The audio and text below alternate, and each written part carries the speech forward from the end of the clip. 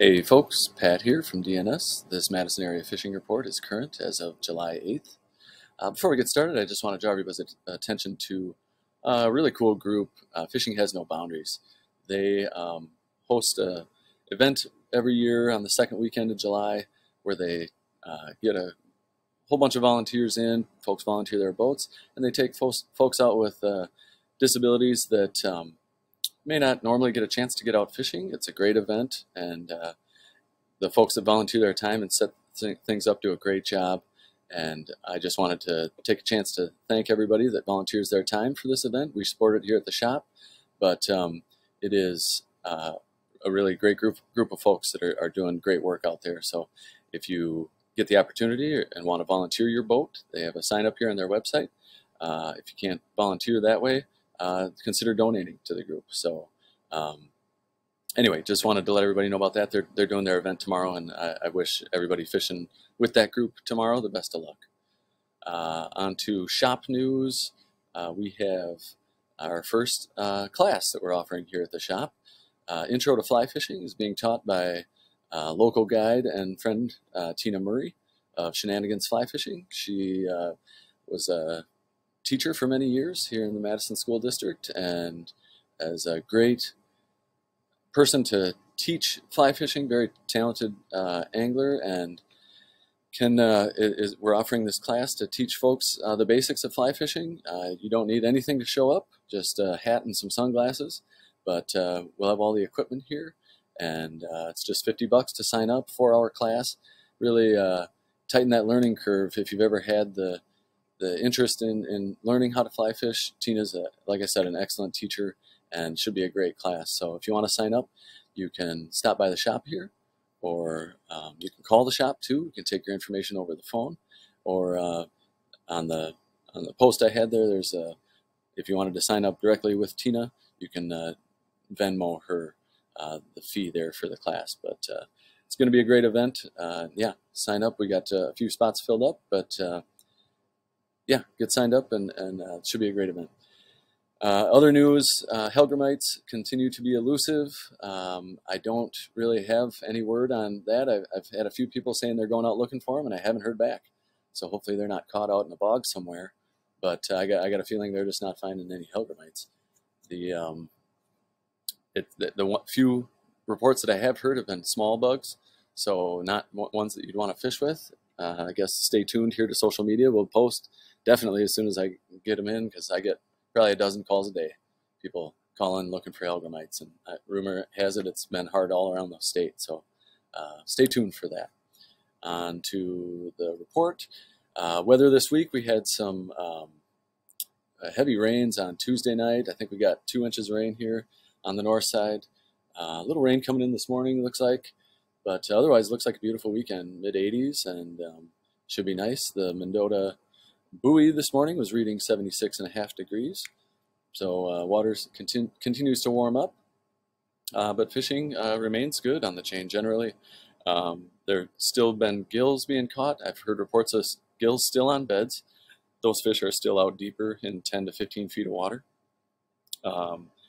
And I've heard good reports about smallmouth all around Lake Mendota, especially on breaks, walleyes on humps, largemouth bass coming out of weedy areas. Topwater frog bite's been good there, and lots of pike around still, and not much for muskie reports on the chain. So if anybody's getting muskie out there, I'd love to hear about it. But action's been pretty slow as far as I've heard. And the perch is the other thing people call asking a lot about, where the perch are at. And the weed line has started to form a little bit on Mendota, and the perch have been starting to pick up. I've heard a lot of smaller fish on Mendota, bigger fish on Monona, and some on Waubesa and Kegonsa too. But that as the weed line continues to get more defined, you'll start to find more fish congregated in those areas. Anyway, Cherokee, same as it's been for the last few weeks, has been a lot of weeds up there, but still getting good reports of largemouth bass and pike being caught out there, especially from kayak and canoe anglers that can access some of that pocket water in there. 113 Bridge, still been hearing about some great catfish reports.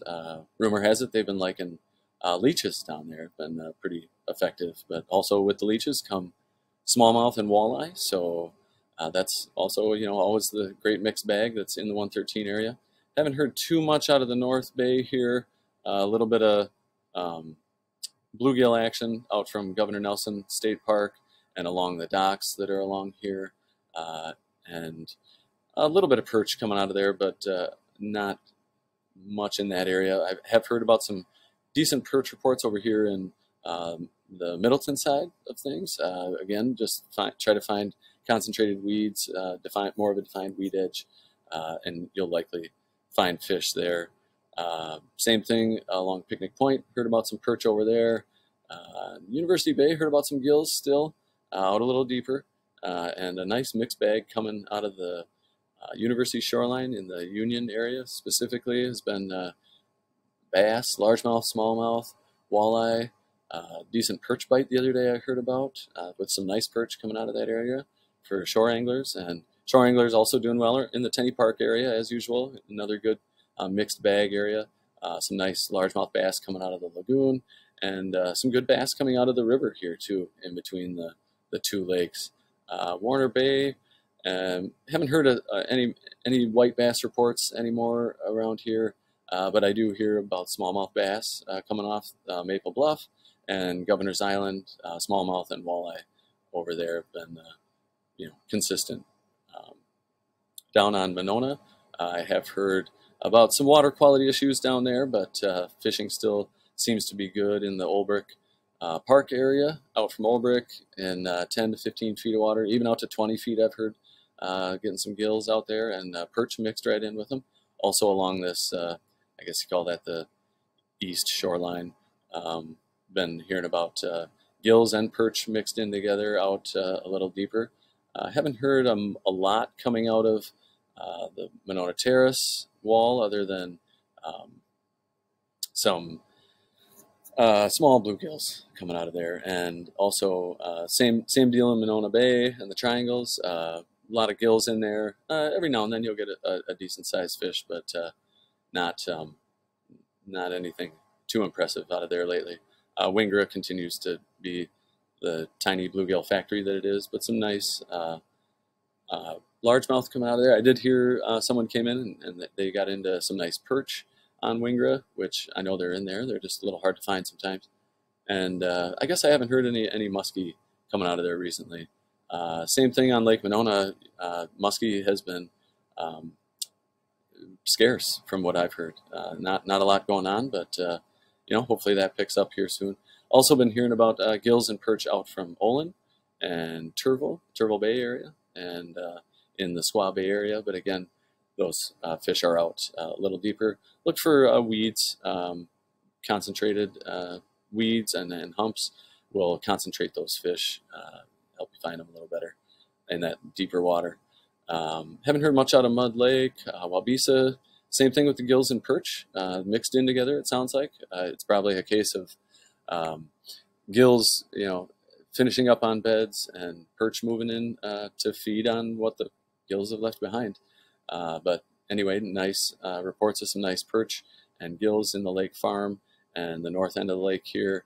Some nice or good reports of some walleyes out from Babcock trolling, and also some good panfish down here by Goodland Park, and the hump out there from Christie's has been pretty effective. But again, no real muskie reports from Wabisa. Kegonsa continues to be Kegonsa, I guess is the best way to put it. Some people go out there and get skunked. Other people go out there and absolutely have a great day. I just had a good customer in the shop here, regular guy that gets down to Kegonsa quite a bit, and they had a great day yesterday with some real big perch and some nice bluegills, and some walleye mixed right in with their 18 and 19-inch walleyes mixed right in with the perch and the bluegills. And so they also mentioned that the bluegills, they saw a ton of 5 and 6-inch bluegills in there, which I guess bodes well for the future bluegill bite on Kegonsa. But other than that, not much else going on around the chain. I guess down to Lake Koshkonong, I've heard about some walleyes trolling out near the mouth of where the river comes in. Is always a pretty safe bet. Haven't heard much else out of Lake Koshkonong itself. Oops. What's going on here? We've had reports of some good catfish action in the Fort Atkinson and Jefferson areas.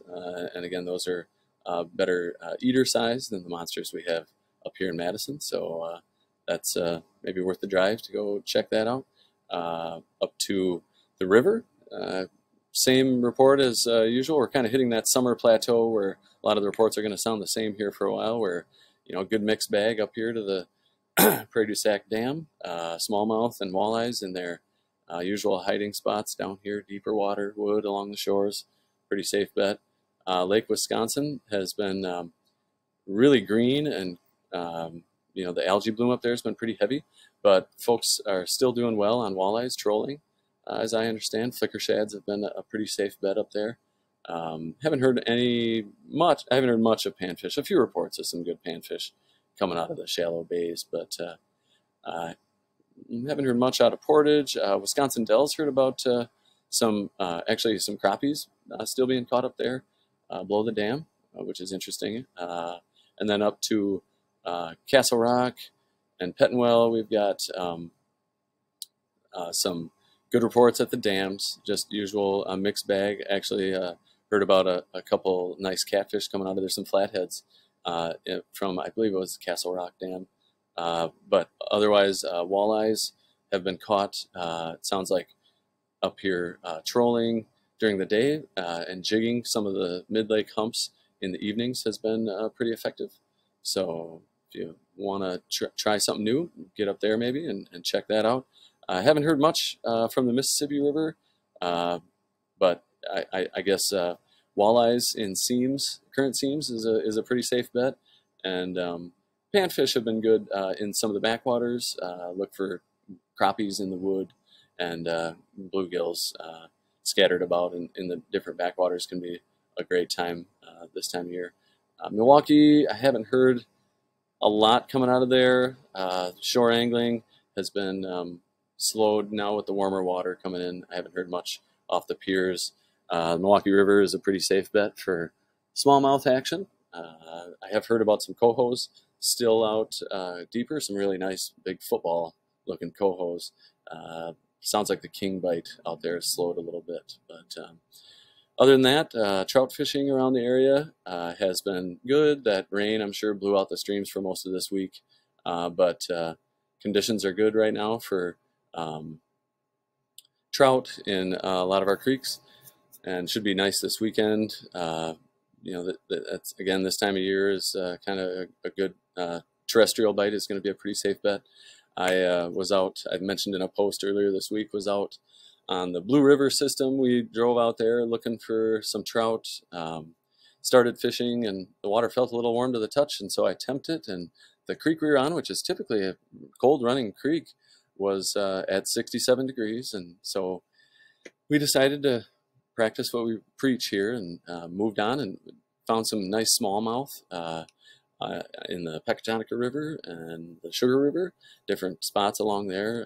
Just find bridges and dams are pretty safe bets. But when that water, like I've said many times, when that water gets up warm in these hot days and warm evenings, give smallmouth fishing a try on the fly rod. It really is a great time. Other than that, I don't really have much else to report.